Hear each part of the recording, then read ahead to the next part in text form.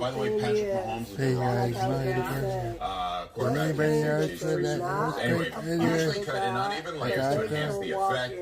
It is also being called the bird's nest, the zoomer perm, or the alpaca teen Jim bro hair. No one calls it that. I have moms reported their teenagers having this cut as well. There you go. All right, you'll even see the broccoli cut in a new Superman movie slated for next year. Actor David Sweat rocked the look in a new teaser.